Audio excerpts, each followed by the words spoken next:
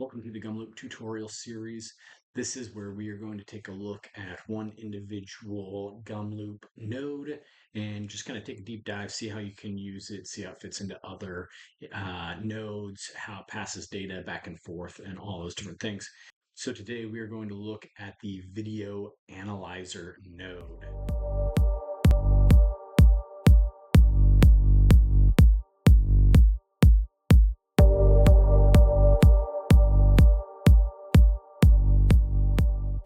So if we go over here and we go into the AI, and we scroll down a little bit, you will see the Analyze Video node here.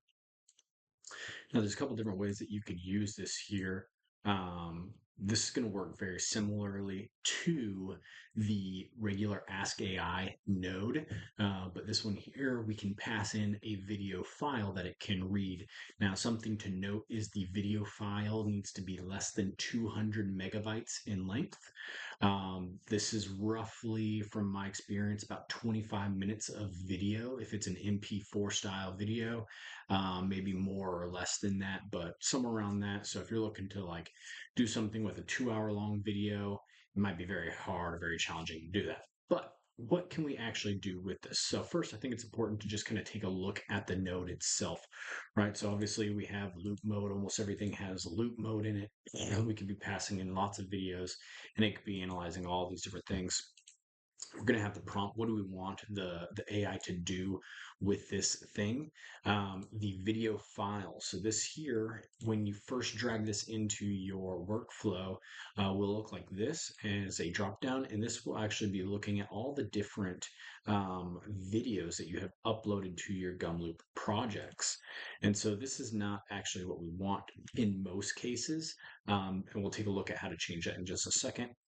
And then we could use links. So if we're passing in a bunch of YouTube videos or something else like that, we could use the link.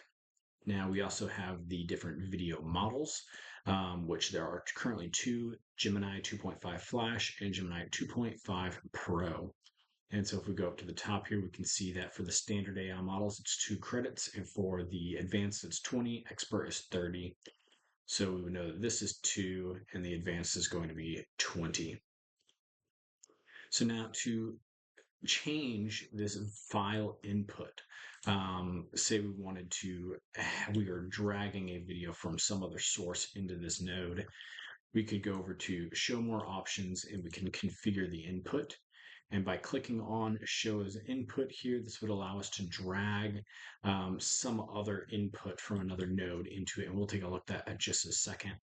The other inputs that we have is video model preference, which you might find a use case for. Most of the time, you're probably just going to select the one that you want. And temperature could be a dynamic thing, which this allows you basically to kind of change the variation and how random the response might be. So, yeah, so let's go ahead and move over to a use case. So this is a very simple one here. Use case number one is we could simply transcribe the video. Okay, so we have an interface here, and if we take a look at this interface, let's go ahead and just do the edit interface here. You can see that we're passing in the document name, and we also are passing in a file. And again, this is going to be a 200 megabyte upload limit, about 25 minutes on an MP4 format at 1080p. All right, so then what we are doing here is we are passing the file into here. And so we had to go into show more input and we had to configure the inputs and turn on prompt as an input.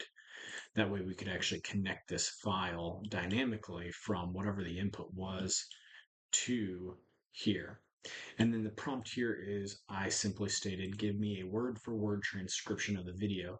And I tested this out a couple times. I tested this out with Loom's AI, and I've also tested it out with YouTube's transcription software, and this seems to be pretty close. They're all pretty comparable.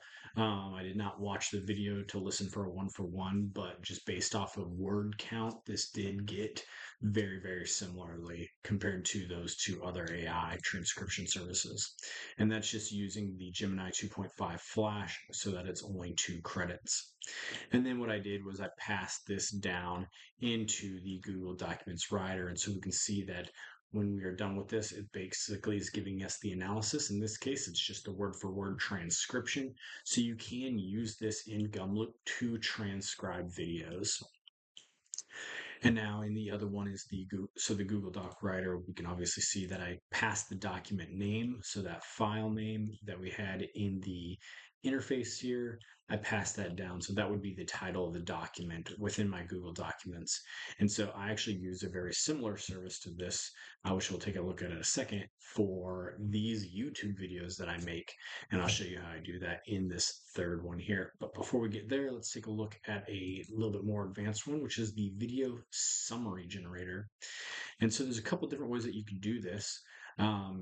And we basically start with the exact same interface. This time here, I added in special instructions in case someone wanted to include some special instructions for the summary.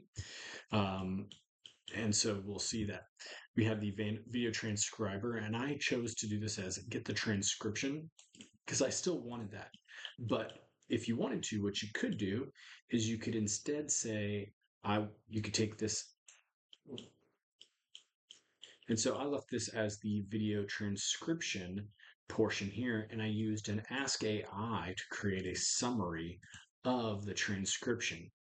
But what you could do instead is you could have this entire prompt just be give me a summary of the video content and format it for whatever purposes you want. In this case here, this was an early version of the YouTube description generator that I wanted.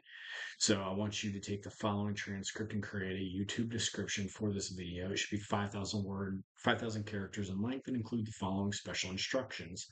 And so I have the transcript that it was coming from there. And instead of doing that, taking this here, I would rephrase this whole prompt to say something like Control C and Control V. I want you to take the following. I want you to create a YouTube description for this video. And then I would probably put following, or sorry, not following, special instructions. And then I would pass in the special instructions here. And so you could simply do this here. That would remove this node there and do the exact same thing. And so it cleans up our service, but we don't get the actual transcription. And so I prefer not to give, especially one of these AIs, especially if I'm not using one of the advanced models, I prefer not to give it too many things to do. So like in this case here, I wouldn't want to say, give me a word for word.